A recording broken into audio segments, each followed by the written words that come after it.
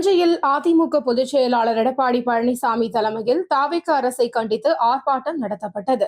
தாவேக அரசின் தேர்தல் வாக்குறுதிப்படி முழுமையான பயிர்க்கடனை தள்ளுபடி செய்ய வேண்டும், குறுவை சாகுபடி செய்து தண்ணீர் இல்லாமல் நெற்பயிர் கருகி பாதிக்கப்பட்ட விவசாயிகளுக்கு ஏக்கருக்கு 25,000 நிவாரணம் வழங்க வேண்டும், கர்நாடக அரசு காவிரி ஆற்றின் குறுக்கே மேகதாதுவில் அணை கட்ட எடுக்கும் முயற்சிகளை தமிழக அரசு தடுக்க தவறியதை இந்த ஆர்ப்பாட்டத்தில் கண்டித்தனர்.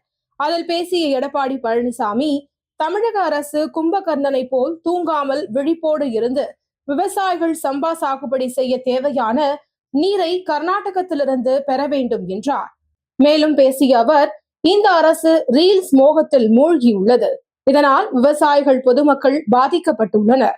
உச்சநீதிமன்ற தீர்ப்பின்படி மாதந்தோறும் கர்நாடக அரசு வழங்க வேண்டிய தண்ணீரை தமிழக அரசு கேட்டு பெறவில்லை, இதனால் குறுவை சாகுபடி பாதிக்கப்பட்டுள்ளது.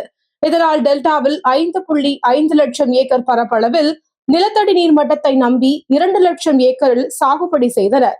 அதற்கும் மும்முனை மின்சாரம் போதிய அளவு வழங்காத காரணத்தால் சுமார் 1 லட்சம் ஏக்கரில் நெற்பயிர் பாதிக்கப்பட்டு கருகிவிட்டது என்றார். மேலும் விவசாயிகள் வெயிலில் காய்கிறார்கள்.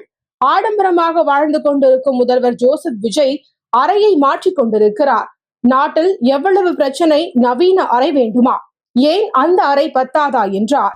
நாட்டில் இவ்வளவு பிரச்சனை, நவீன அறை வேணுமா, ஏன் அவர் இருக்கிற ரூம் பத்தாதா? அந்த அறையில பேர் அண்ணா அவர்கள் இருந்தாங்க. நமக்கு எதிரியா இருந்தா கூட திரு கலைஞர் அதில் இருந்தார். பொன்மனச்சம்பல் புரட்சி தலைவர் எம்ஜிஆர் அதில் அமர்ந்திருந்தார். அம்மா இருந்தாங்க. அம்மாவுக்கு பிறகு உங்களால் எனக்கு அந்த வாய்ப்பு கிடைத்த அந்த அறையில நான் முதலமைச்சரா பணியாற்றினேன். அதுக்கு பிறகு ஸ்டாலின் பணியாற்றினார். இத்தனை முதலமைச்சரும் அந்த அறையிலிருந்து பல்வேறு திட்டங்களை தீட்டி நாட்டு மக்களுக்கு வழங்கணும். இப்போ இவருக்கு அறை தான் முக்கியம், மக்கள் முக்கியம் இல்லை. இவரெல்லாம் இந்த ரூம் நவீனமா இருக்கணுமா? இங்க இருக்கிற விவசாயி சோத்துக்கு வழி இல்லாம திண்டாடி கொண்டிருக்கிறாங்க. இவருக்கு அந்த ரூம் வசதி பத்தல. ஏன்னா ஒரு நடிகர் அப்படித்தான் இருப்பார், வேற தளபதி என்ன பண்றது, தலையெழுத்து.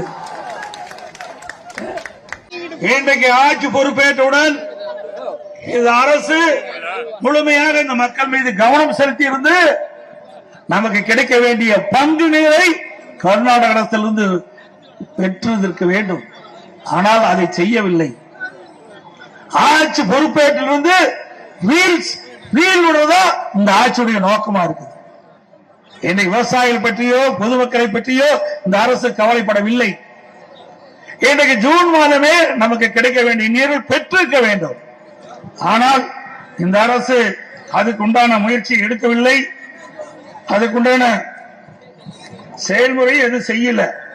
நீங்க பாத்தீங்கன்னா ஜூன் மாசம் நமக்கு கிடைக்க வேண்டிய நீர் 9.190 டிஎம்சி தண்ணி முழுமையா கிடைக்கல. அடுத்த ஜூலை மாசம் கிடைக்க வேண்டிய தண்ணீர் 31.240 அதுவும் கிடைக்கல. ஆகஸ்ட் மாசம் தான் நம்முடைய டெல்டா மாவட்டங்கள் மக்களுக்கு தங்குதடை இல்லாமல் நீர் கிடைப்பதற்கு அதிகமா கர்நாடகத்திலிருந்து தண்ணீர் கிடைக்க வேண்டும். கிட்டத்தட்ட 45.950 டிஎம்சி தண்ணி கொடுக்க வேண்டும்.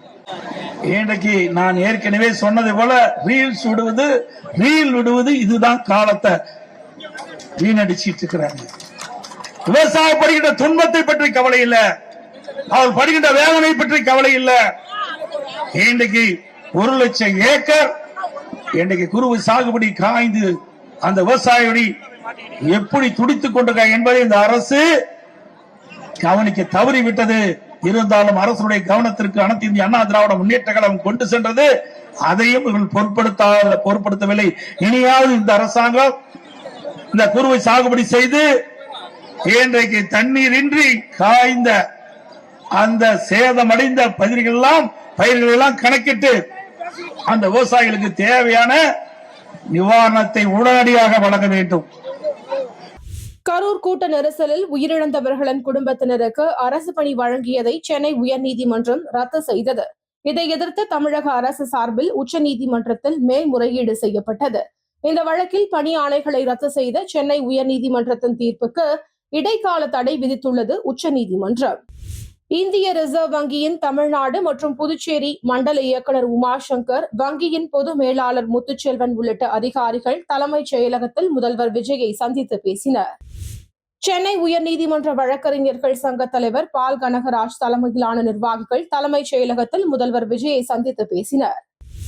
கோவை இந்துஸ்தான் கல்லூரியில் அமுதன் என்ற மாணவர் அழித்துக் கொல்லப்பட்ட சம்பவத்தில் போதைப் பொருள் தொடர்பை தாவேக அரசு மறைக்க பார்ப்பதாகவும், அமுதனுக்கு நீதி கேட்டும் திமுக மாணவர் அணி சார்பில் இந்துஸ்தான் கல்லூரி எதிரே ஆர்ப்பாட்டம் நடத்தியது.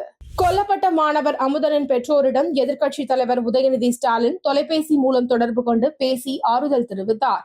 அமுதனின் கொலைக்கு நீதி கிடைக்கும் வரை உறுதுணையாக நிற்பதாகவும், சட்டமன்றத்தில் இதுகுறித்து கவன ஈர்ப்பு தீர்மானத்தில் பேசுவதாகவும் உதயநிதி ஸ்டாலின் அமுதனின் பெற்றோரிடம் உறுதியளித்தார்.